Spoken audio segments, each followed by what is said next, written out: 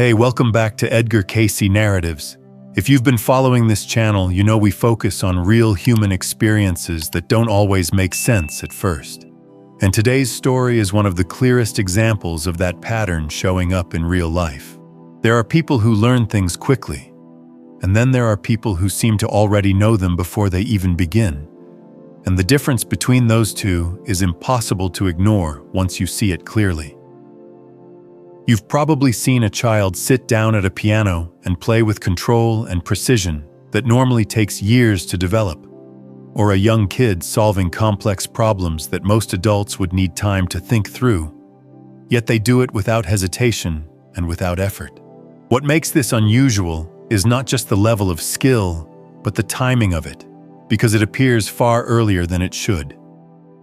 There is no clear starting point, no visible learning process, and no gradual improvement that you can follow step by step, which is how we normally understand ability. It feels like the skill was already there, complete and ready, waiting for the right moment to show itself. And when you look closer, the person often cannot explain it either, because when asked how they do it, the answer is simple and consistent. I just know, or it feels natural, as if the ability didn't come from learning at all. So the question becomes hard to avoid, and once it appears, it stays with you. If this ability was not built step by step in this life, then where did it actually come from? To understand why this feels so unusual, we need to start with how we normally explain talent, because in most cases, ability follows a clear and predictable path.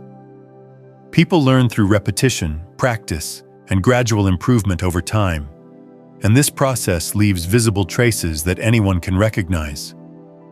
You start at a basic level, you struggle, you make mistakes, and slowly you build skill through effort, feedback, and correction, which is why experience usually matches performance. When someone becomes highly skilled, we expect to see the history behind it, whether it is years of training, structured learning, or consistent exposure, because ability is supposed to reflect time invested. A professional musician has spent thousands of hours practicing. A mathematician has worked through layers of complexity step by step. And even natural talent still requires development before it becomes refined. This model makes sense because it is consistent, observable, and easy to explain. But then there are cases that don't follow this pattern at all. And this is where things begin to feel uncomfortable. Some individuals show advanced ability before there is enough time for that ability to develop. And when you try to trace it back, there is nothing there to explain it. No long training period, no structured learning, and no clear progression from beginner to advanced level, which breaks the expectation that skill must come from experience. This creates a gap between what we believe should happen and what we actually observe. And that gap is difficult to ignore once you see it clearly.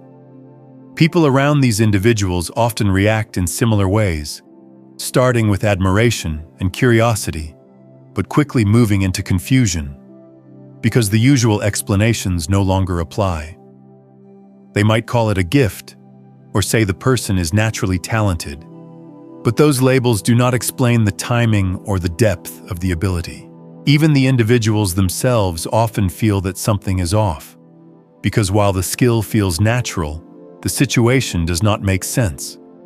They are praised for something they cannot explain, and sometimes expected to continue performing at a level they never consciously built, which creates pressure alongside confusion.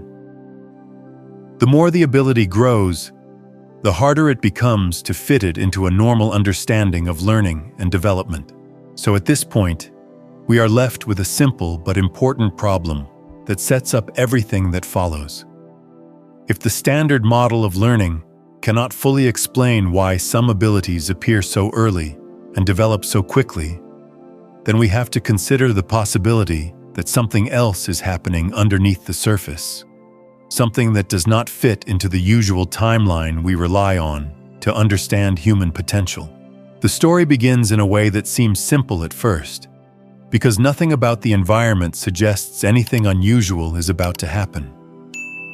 A young child, around 5 years old, sits in a room where a piano is placed more as decoration than as a serious instrument, and no one in the family is trained to play it at a high level. There has been no structured teaching, no lessons, and no expectation that the child should be able to do anything beyond pressing a few random keys out of curiosity. One day, without instruction, the child sits down and begins to play in a way that immediately feels different, because the notes are not random and the timing is not accidental. There is rhythm, there is structure, and there is a level of control that suggests familiarity rather than exploration, as if the child is not discovering the instrument for the first time but returning to something already known. The hands move with confidence, and the patterns that emerge are coherent enough that anyone listening can tell this is not guesswork. At first, the adults assume it is coincidence or imitation, because children often repeat things they have heard before. But this explanation starts to break down quickly. The child begins to repeat the same patterns consistently, then gradually adds variation, and soon starts playing sequences that no one in the household has demonstrated or taught. There is no clear source for where this structure is coming from, and the gap between what should be possible and what is happening becomes impossible to ignore.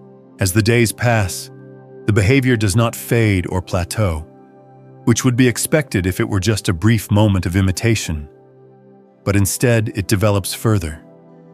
The child begins to explore the instrument more deeply, moving across keys with increasing precision, adjusting tempo, and even correcting mistakes in real time, which indicates awareness and control rather than random play. The progression is fast, but more importantly, it is internally guided, as if the child already understands the logic behind what they are doing. The reactions from the people around the child follow a predictable path, starting with surprise and quickly turning into admiration, because what they are witnessing does not fit their expectations. Friends and relatives are invited to watch, videos are recorded, and the child is described as gifted, talented, or even exceptional, which creates a label that begins to define how others see them. But behind that admiration, there is also a quiet confusion, because no one can clearly explain how this ability appeared so early. As attention increases, so does pressure, even if it is not intentional, because once a child is recognized for something, there is an expectation that they will continue to perform at that level. The child is asked to play again and again, sometimes in front of strangers, sometimes in more formal settings. And while the skill continues to appear, the situation becomes more complex. What started as a spontaneous moment turns into something that carries weight, and the child becomes aware that what they can do is not considered normal. Internally, the experience is very different from how it looks from the outside, because while others see talent, the child feels something closer to familiarity without explanation. When asked how they are able to play, the answers remain simple and consistent, not because the child is hiding something, but because there is nothing more detailed to give. They might say that it feels natural, or that they just know what to do next, and these answers do not change even as the skill becomes more advanced. This creates a disconnect between external perception and internal experience, because the people watching assume there must be a process behind the ability, while the person performing does not feel that process at all. There is no memory of learning, no clear moment of starting, and no sense of building the skill step by step, which is how most abilities are developed. Instead, there is a feeling of recognition, as if each new piece of complexity is something already understood rather than something newly created. As time goes on, the progression does not slow down in the way that normal learning curves usually do, because most people reach plateaus where improvement becomes harder and requires more effort. In this case, the opposite seems to happen. because the more the child engages with the skill, the faster it develops, and the deeper the understanding becomes. New patterns are picked up quickly, adjustments are made without conscious analysis, and mistakes are corrected almost instantly, which suggests a level of internal structure that was already in place. What makes this even more difficult to explain is that the ability does not stay limited to one narrow expression, because over time, the child begins to show similar patterns in other areas. Problem solving becomes unusually efficient, memory appears sharper than expected, and there is a tendency to grasp complex ideas with minimal explanation, which creates the impression that the underlying mechanism is not tied to a single skill, but to a broader way of processing information. At this point, the situation has moved far beyond what can be explained by early exposure or natural curiosity, because the consistency and depth of the ability suggests something more stable and more structured. The child is no longer just showing moments of talent, but demonstrating a pattern of accelerated development that continues across time, and the original question becomes stronger rather than weaker. Instead of fading as more information appears, the mystery becomes more defined, because every new layer of ability adds to the gap between expectation and reality. And at the center of all of this is a simple but unresolved experience that the child continues to express in the same way, regardless of how advanced the skill becomes.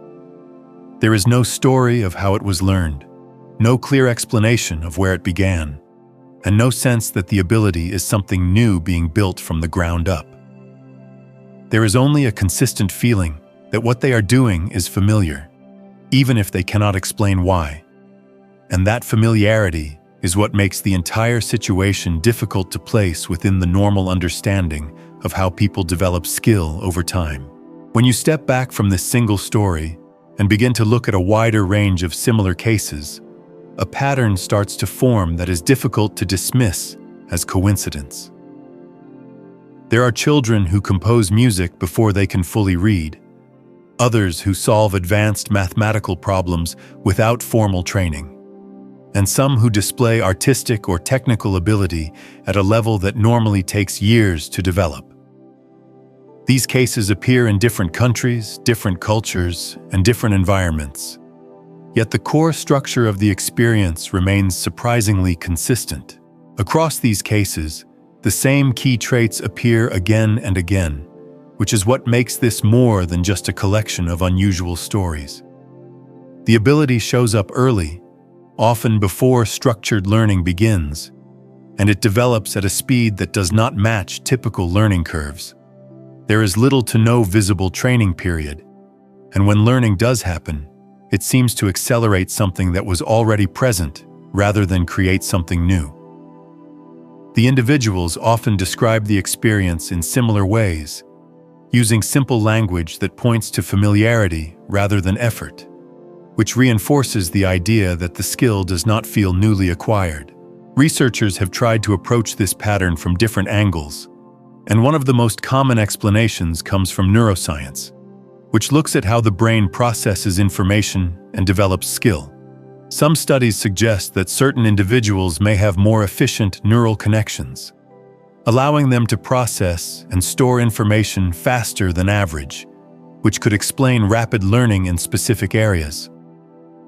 Others point to genetic factors, early brain development, or heightened sensitivity to patterns, all of which can contribute to above-average ability.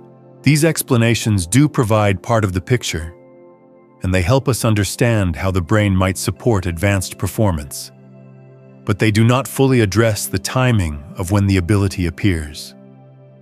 Even if someone has a natural advantage, there is still usually a period where that advantage needs to be developed through interaction with the environment. Yet in many of these cases, the ability seems to bypass that stage entirely. The skill does not emerge gradually from basic exposure but appears already structured, which is what continues to challenge standard explanations. Another approach looks at the role of environment. suggesting that children may absorb more information than we realize from their surroundings, even without direct instruction, and that this hidden exposure could explain early ability. While this idea works in some situations, it becomes harder to apply when the complexity of the skill exceeds what the environment could realistically provide, especially when there is no clear source for that level of detail or structure. What becomes clear when comparing multiple cases is that no single explanation fully accounts for all the elements involved, because each theory seems to explain one part while leaving another part unanswered. The speed of development, the lack of visible learning, the consistency of internal experience, and the early timing all combine in a way that resists simple classification, which is why the pattern remains open rather than resolved. This is where the conversation begins to shift, not because the existing explanations are wrong, but because they may be incomplete when taken on their own. When a pattern repeats across different individuals and contexts with the same core structure, it suggests that there may be an underlying mechanism that we have not fully identified yet, something that connects these experiences in a more consistent way than current models can explain. So instead of asking whether these cases fit into what we already understand, the more useful question becomes whether our current framework is wide enough to include them. Because if the pattern continues to appear in the same form across different situations, then it may be pointing towards something that requires a broader way of looking at how ability develops and where it actually comes from. At this point, instead of trying to force these cases into a model that does not fully explain them, we can look at a different perspective that was offered many years ago through the work of Edgar Cayce, who approached human ability from a completely different angle. His readings often describe talent not as something created from scratch in a single lifetime, but as something that continues over time, carried forward as experience that has already been developed before. In this view, what we call talent is not a sudden appearance of ability, but the result of accumulated experience that has not been lost, only transferred. Skills that were practiced deeply in one lifetime do not disappear, but remain as tendencies, inclinations, and forms of familiarity that can reappear later, often without conscious memory. This does not mean a person remembers the past in a clear or detailed way, but rather that the structure of the skill is still present beneath the surface. When applied to the kind of cases we have been looking at, this perspective offers a direct explanation for the timing issue that standard models struggle with, because it removes the assumption that all ability must begin at zero. If someone is not starting from the beginning, then the presence of advanced skill at an early age is no longer out of place. Because what we are seeing is not the start of development, but the continuation of something that has already progressed further than we can observe in the current life.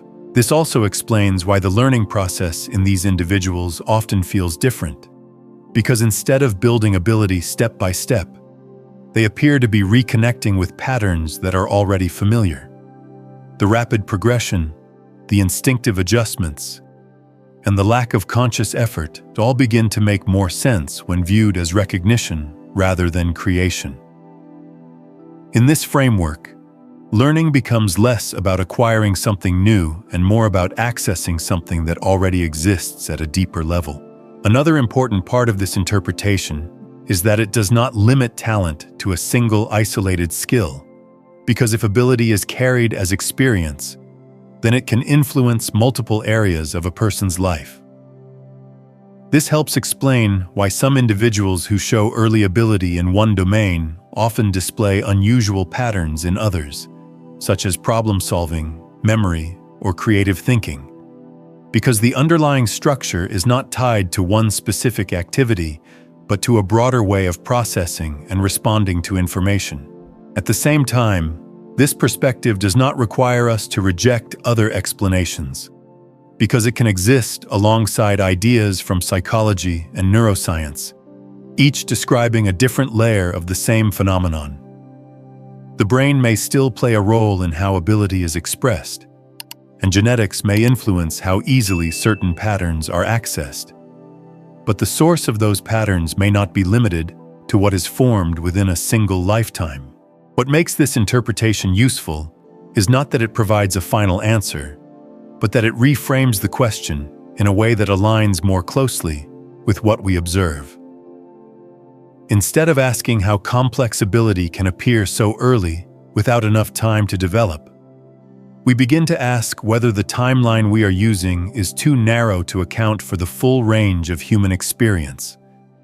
Because if ability can carry over as accumulated experience, then early mastery is no longer an exception, but a natural result of continuity.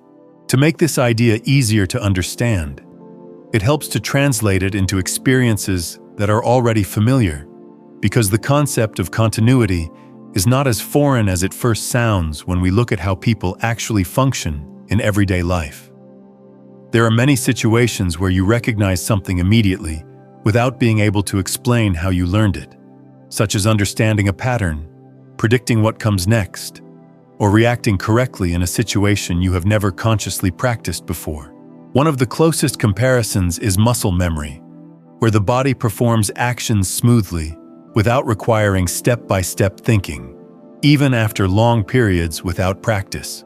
A person who has learned to ride a bicycle, play an instrument, or type on a keyboard can return to it after years and still perform with a level of familiarity that feels almost automatic, because the skill has been stored in a deeper layer that does not rely on active recall.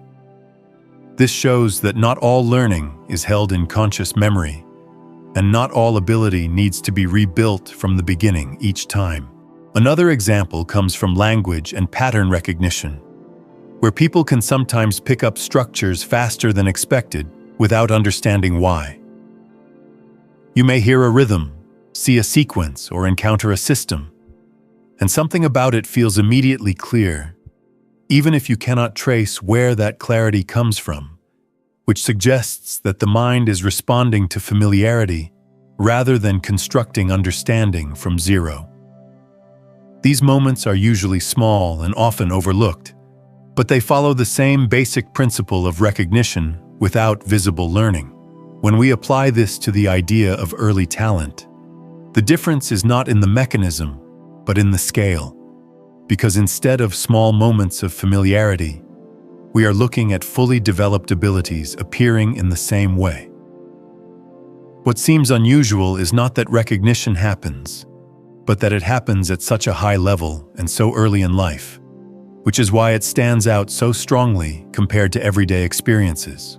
This perspective helps bridge the gap between the idea of accumulated experience and the reality of how people behave, because it shows that continuity does not have to be a distant or abstract concept.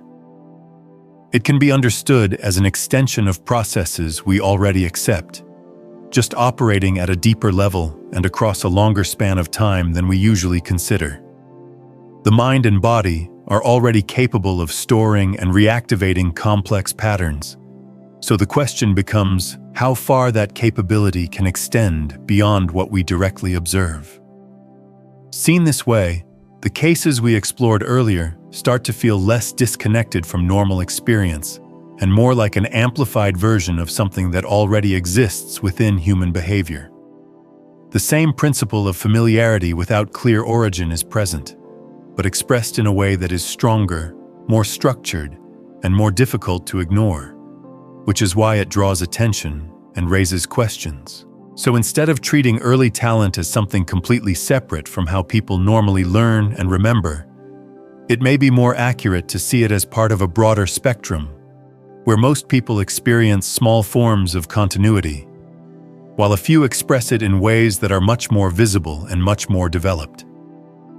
This does not resolve every question, but it makes the idea easier to approach without needing to step outside of what we already recognize in our own lives. When we move beyond the idea of talent as a specific skill and look at a wider range of human experiences, the same pattern begins to appear in other areas of life in ways that are less obvious but just as consistent. There are people who feel drawn to certain activities from a very early age without knowing why, choosing paths that feel natural to them, even before they fully understand what those paths involve. This can show up as a strong interest in music, art, language, or technical systems, where the attraction feels immediate and stable rather than something that develops slowly over time. In many cases, this early pull is not based on external influence or exposure, because the individual often encounters the interest before having any meaningful contact with it. They might feel connected to a subject the first time they experience it, as if it matches something already present within them, which creates a sense of direction that does not need to be explained in order to be followed. This kind of response is easy to overlook because it does not always produce visible results immediately, but it follows the same structure as early talent, just expressed in a quieter way.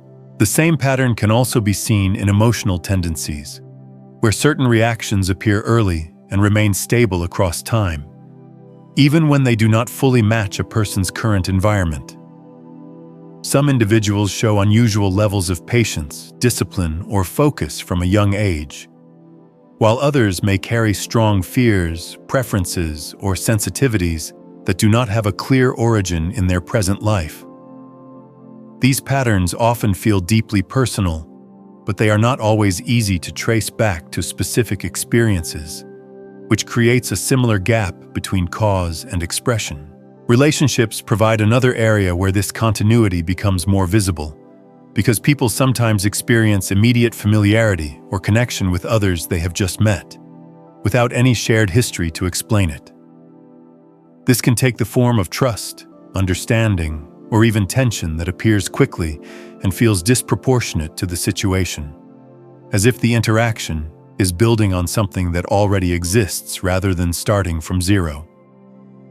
While these experiences are common, they are rarely examined in the same way as talent, even though they may follow the same underlying principle. When these different examples are placed side by side, a broader pattern begins to take shape, where early talent is no longer an isolated phenomenon, but part of a larger system of continuity that influences multiple aspects of a person's life. Skills, interests, emotional responses, and relational dynamics may all be connected through the same underlying process, expressed in different forms depending on the context and the individual. This shifts the focus away from talent as a rare exception, and toward continuity as a general principle that operates in different ways across different people. What changes here is not just how we explain ability, but how we understand identity. Because if certain patterns appear early and remain stable without clear origin, then they may be pointing to something deeper than immediate experience. The sense of who a person is, what they are drawn to, and how they respond to the world may not be entirely shaped by what happens in a single lifetime, but influenced by structures that were already in place before those experiences began. This does not mean that everything is predetermined or fixed, because people still grow, change, and adapt based on their environment and choices.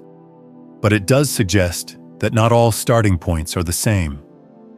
Some individuals may begin with tendencies that give them direction, while others may develop those tendencies later, which creates variation in how different lives unfold over time. Seen from this perspective, early talent becomes one of the clearest and most visible expressions of a broader pattern that is present in many areas of life. And once you recognize that pattern, it becomes easier to see how different experiences that once seemed unrelated may actually be connected through the same underlying structure. To keep this discussion grounded, it is important to look at how modern psychology explains these patterns, because there are well-established ideas that describe how ability and behavior develop without needing to step outside of a single lifetime.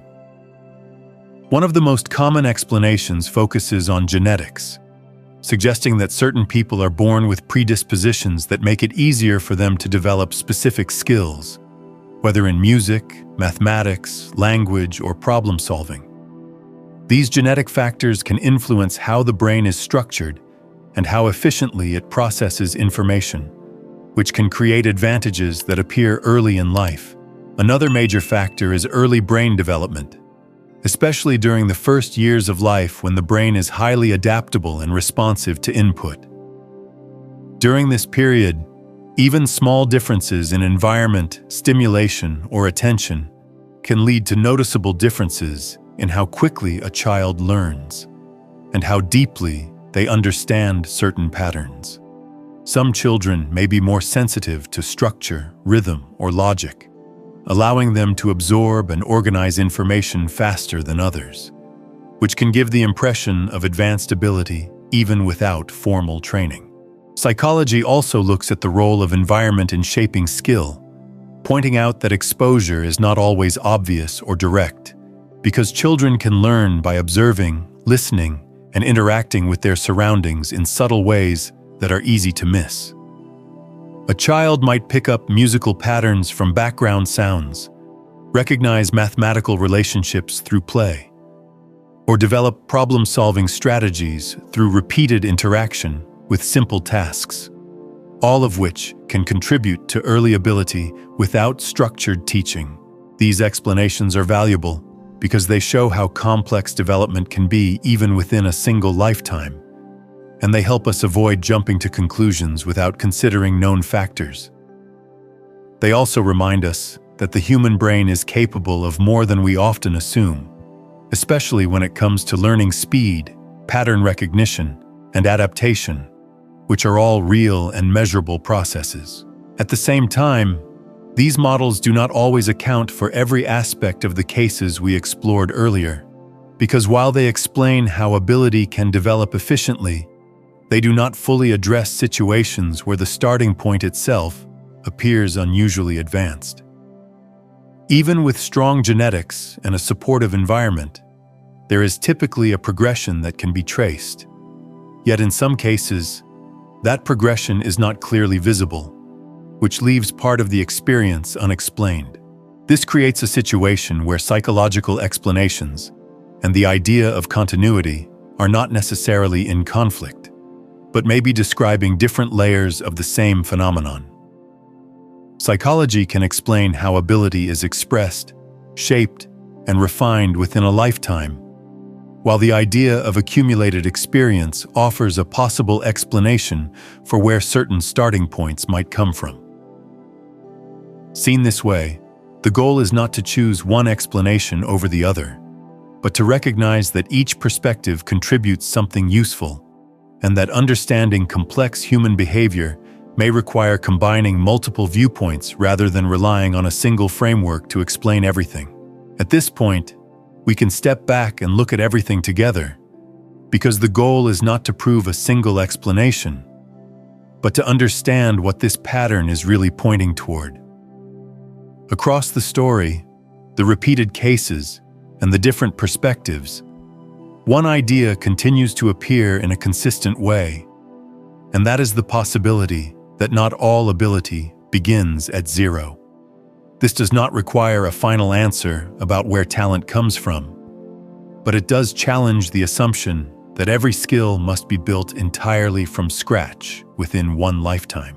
If we follow that idea, then talent starts to look less like a random gift and more like a continuation of direction, where certain abilities appear early because they have already been developed to some degree before.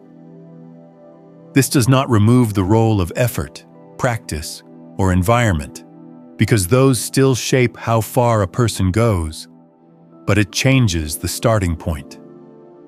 Some people may begin closer to the surface of a skill, while others begin further away, which creates the differences we observe in how quickly ability appears and develops. This also changes how we interpret the feeling of something being natural, because instead of seeing it as something mysterious or unexplained, it can be understood as a form of familiarity that does not come from current experience. The sense of "I just know" becomes less confusing when viewed as recognition rather than creation, because recognition does not require a visible learning process in the same way. So the deeper insight here is not about labeling talent as special or rare, but about recognizing that human development may not follow a single starting line for everyone. What we see as early ability may simply be a visible sign of continuity, showing up in a way that is easy to notice because it stands out against what we expect to see. If you go back to the question we started with, it may feel different now, not because we have reached a final answer, but because the way we look at it has shifted. Instead of asking how someone could develop such ability so quickly within a single lifetime, we begin to consider whether the timeline we are using is too limited to explain what we are seeing. The idea that ability might be a continuation rather than a beginning does not force a belief, but it does open a different way of thinking about where skill, interest, and direction come from. And when you bring that idea closer to your own life, it becomes less abstract and more personal. Because most people can recognize moments where something felt natural without a clear reason. It might be a skill, a way of thinking, or even a direction you felt drawn to without needing to justify it. And those moments may carry more meaning than they first appear to have. Instead of dismissing them as coincidence, it may be worth paying attention to them as possible signs of something already in progress.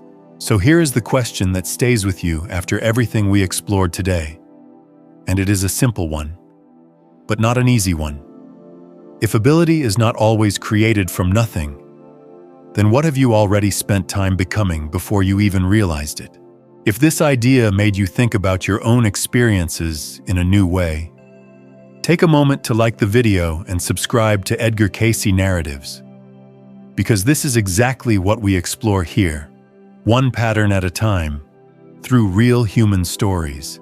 And if there is something in this video that you are still questioning or want to go deeper into, leave a comment below or share a topic you want to see next, because that helps shape what we explore together in the next videos.